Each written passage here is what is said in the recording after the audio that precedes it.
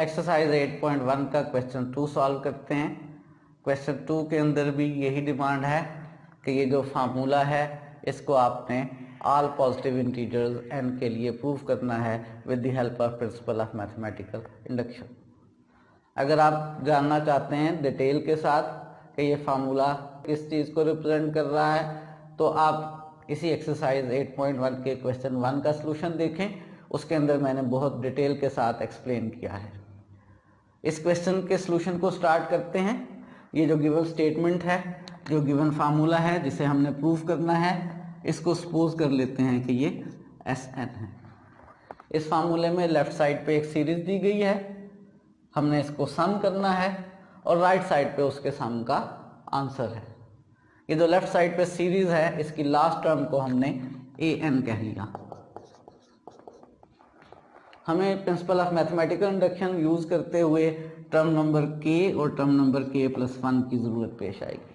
Term number k बना ली n की जगह k सब्स्टिट्यूट करके, और टर्म नंबर k+1 बना ली nth टर्म में n की जगह k+1 सब्स्टिट्यूट करके।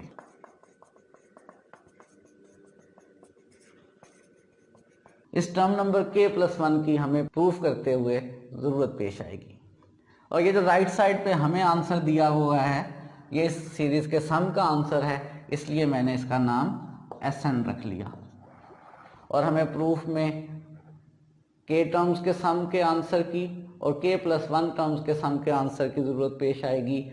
और Sk हमने यानी k टर्म्स का सम n को k से रिप्लेस करके बना लिया और k+1 टर्म्स का सम Sk+1 Sn में n को k+1 से रिप्लेस करके बना लिया। हमने लेफ्ट साइड पे जो सीरीज थी उसकी लास्ट जो nth टर्म थी उससे kth टर्म और k+1 टर्म बना ली, और जो राइट साइड पे इसके सम का आंसर था उसको Sn कहते हुए k टर्म्स के सम का आंसर और k+1 टर्म्स के सम का आंसर लिख लिया। प्रिंसिपल ऑफ मैथमेटिकल इंडक्शन में हमने दो कंडीशंस चेक करनी है। कंडीशन 1 चेक करते हैं। कंडीशन 1 में हमने स्टेटमेंट S1 को चेक करना है कि वो ट्रू है या फॉल्स है, तो स्टेटमेंट S1 बनाते हैं। स्टेटमेंट S1 का मतलब है इस फार्मूले में लेफ्ट साइड पे मतलब है कि इस सीरीज की सिर्फ एक टर्म ली जाए, फर्स्ट टर्म, और वो फर्स्ट टर्म 1 है। और इस फार्मूले में राइट साइड पे S1 का मतलब है कि राइट साइड पे डायरेक्ट n की जगह 1 पुट करके आंसर मालूम किया जाए। राइट साइड पे डायरेक्ट 1 पुट करें तो आंसर 1 है। और स्टेटमेंट में क्लेम ये है कि लेफ्ट साइड और राइट साइड का आंसर सेम आना चाहिए, और देखें दोनों का आंसर 1 है, सेम आ गया। इसका मतलब है जो S1 है वो ट्रू है। और स्टेटमेंट 1 यानी n की वैल्यू 1 के लिए हमने Sn स्टेटमेंट को ट्रू प्रूफ कर लिया। Condition 1 is satisfied. अब प्रिंसिपल ऑफ मैथमेटिकल इंडक्शन की कंडीशन 2 प्रूव करते हैं। कंडीशन 2 के दो पार्ट्स हैं। फर्स्ट पार्ट में हम सपोज कर लेते हैं कि जो Sk है statement for n is equal to k के लिए Sk ट्रू है फॉर एन इंटीजर k, और स्टेटमेंट Sk का मतलब है कि सीरीज की लेफ्ट साइड से टर्म नंबर 1+2+3 से लेकर टर्म नंबर k तक लिया जाए, यानी 2n-1 की जगह टर्म नंबर k 2k-1 लिखी जाए। तो Sk स्टेटमेंट में फार्मूले की लेफ्ट साइड जो है वो है 1+3+5 प्लस 2k-1, और जो फार्मूला प्रूफ करना है उसकी राइट साइड स्टेटमेंट Sk में n की जगह k लिखने से k का स्क्वायर है। हमने मान लिया है कि ये फार्मूला ट्रू है।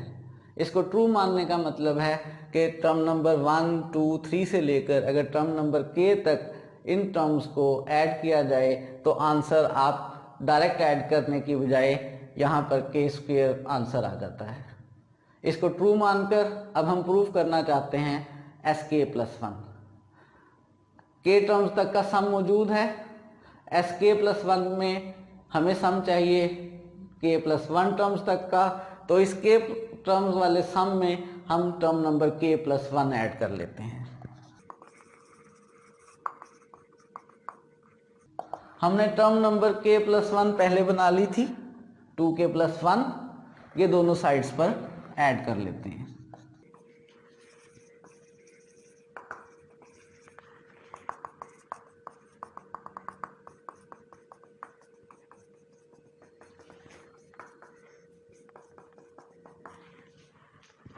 हमने k टर्म्स का जो सम था उसमें k प्लस 1 टर्म ऐड कर ली दोनों साइड्स पर। लेफ्ट साइड पर अब सम बन गया है टर्म नंबर 1 से लेकर टर्म नंबर k प्लस 1 तक का।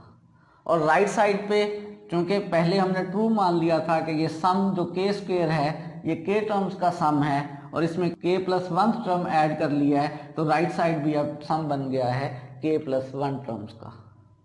ये हमने k प्लस 1 टर्म्स तक का सम मालूम किया है k टर्म्स के सम को ट्रू मानते हुए।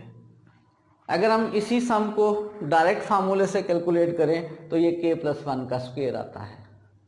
अगर हमारा आंसर भी यही हो जो फार्मूला दे रहा है तो हम कहेंगे कि जो फार्मूला है वो k प्लस 1 के लिए भी ट्रू आंसर दे रहा है, एस k प्लस 1 भी ट्रू है। तो राइट साइड को कोशिश करते हैं कि हम चेंज कर लें इसमें k प्लस 1 के स्क्वायर में, और राइट साइड पे बहुत आसान सी बात है, इस वक्त ये फार्मूला बन रहा है a प्लस बी के स्क्वायर का, यानी ये k प्लस 1 का होल स्क्वायर है। हमारे पास k टर्म्स तक के सम के आंसर को सही मानते हुए k प्लस 1 टर्म ऐड करने से आंसर आया है k प्लस 1 का स्क्वायर। और अगर डायरेक्ट फार्मूले से हम k प्लस 1 टर्म्स का सम मालूम करें तो वो भी k प्लस 1 का स्क्वायर ही आता है। यानी हमने वेरीफाई करके जो आंसर निकाला है वो वही है जो फार्मूला दे रहा है, यानी फार्मूला एस के प्लस 1 के लिए ट्रू है। यानी फार्मूला एस के प्लस 1 इज ट्रू। और जब एस के को ट्रू मान के एस के प्लस 1 ट्रू हो जाए तो हम कहते हैं कंडीशन 2 सेटिस्फाई हो गई है। और जब प्रिंसिपल ऑफ इंडक्शन की दोनों कंडीशन सेटिस्फाई हो जाएं तो principle of mathematical induction guarantee दे देता है कि जो गिवन फार्मूला है वो ऑल पॉजिटिव इंटीजर्स n के लिए ट्रू है।